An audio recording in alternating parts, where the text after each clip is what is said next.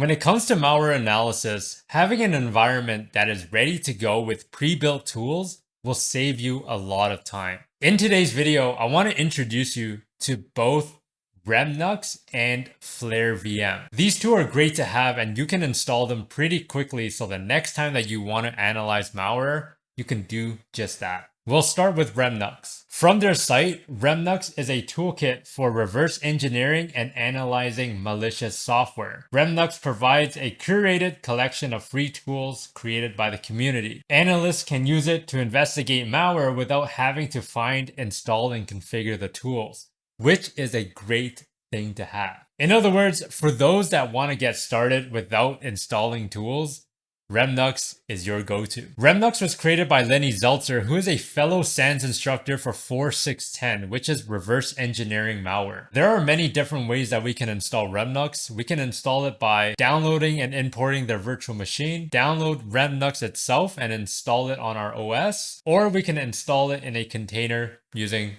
Docker. Switching over to Flare. Flare was created by the folks over at Mandiant, and it is a collection of software installation scripts for Windows. When your scripts are finished running, it will prep your Windows VM to be ready for malware analysis. There is one caveat though. The most recent FlareVM version, you will have to be running Windows 10 or above. So you must create a Windows 10 virtual machine to get started. If you don't know how to get started, I created a video here that you can follow to help you do just that. Both are incredibly useful and I highly recommend that you have them ready to go in your tool set. The way I typically have it is that I'll have Flare and Remnux up and running at the same time. I'll use FlareVM to do the dynamic malware analysis, whereas I'll use Remnux to be my proxy using Burp Suite. By using the Burp Suite proxy, I can intercept traffic and decrypt it to reveal additional information that the malware had generated. So let's jump right into how we can get started with FlareVM. Onto our Windows 10 machine, there are some requirements that you should look out for before you get started with FlareVM. Avoid using usernames containing a space or special characters. In my case, my username is Sally, so I should be good to go. Your disk space should also have at least 80 gigs, and you want your memory to be at least 2 gigs. We first want to make sure we pause our Windows updates for the time being until our installer is completed. So let's do that first.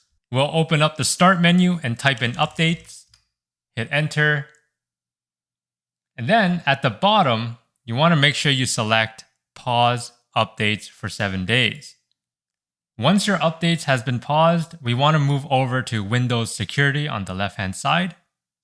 And now we want to disable both our tamper protection and antivirus. So we'll click on Virus and Threat Protection. Scroll down to Manage Settings. We want to disable our real-time protection. And then the tamper protection is next. Now our settings are good to go to start running our installer. We want to make sure we open up PowerShell with admin privileges. So I'll type in PowerShell and click on Run as admin, hit OK.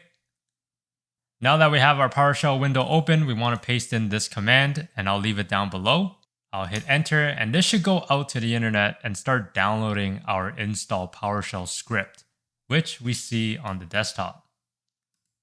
Next, we want to unblock the installation script, but first you need to make sure you're in the same directory as where your installation script is located. In my case, it's in the desktop, which is why my directory right now, my current directory, is on the desktop.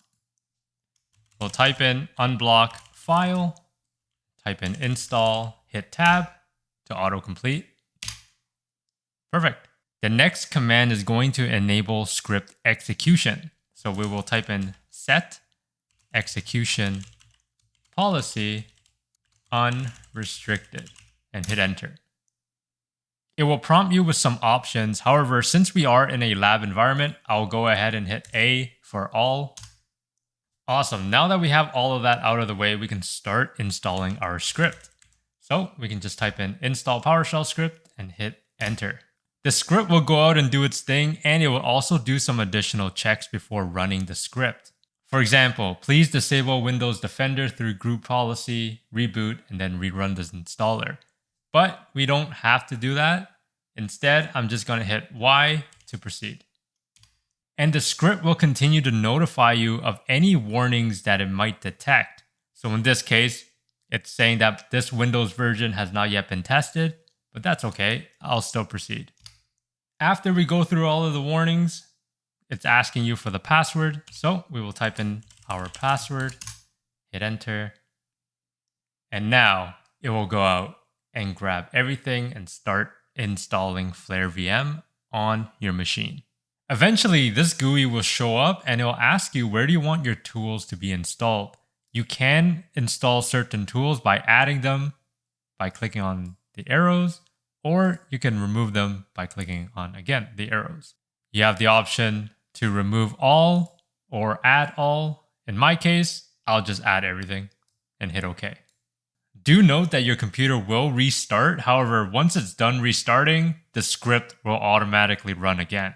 Alrighty, after a couple of reboots, we finally have Flare installed. It did take a while, but that is because I chose to install everything. If you want to access the tools, you can open them from the desktop over here. Or, depending on where you chose to install your tools, you can navigate to that directory. By default, the tools are listed under the C drive, under the tools directory, and there they are. If you recall earlier when I ran the install script, it mentioned about a warning about you should disable Defender via group policy. Now, because it is a lab environment, I chose not to do so. However, I do recommend that you do disable Windows Defender via group policy because Defender won't constantly enable itself. For example, if I head over to Defender and I go under Manage Settings, you'll see that my real-time protection is turned on. If you were to disable this via group policy, it should stay off for you. So that is one thing to keep in mind. If you don't disable it via group policy, you'll just have to double check this just to make sure that it is disabled before you start doing your malware analysis. All there is left to do is just make sure you configure your networking mode on your virtual machine to either host only or internal network. Now that we have FlareVM up and running, make sure that you take a snapshot so the next time you play with malware, you can always revert it back and you'll be good to go again. Next, we will download Remnux and import it into our virtual box. Navigating over to Remnux site, we want to scroll down and download the Remnux virtual machine. So we click on download. On this page, it'll present you with two options to download the OVA. So you got your general OVA and you also got your VirtualBox OVA.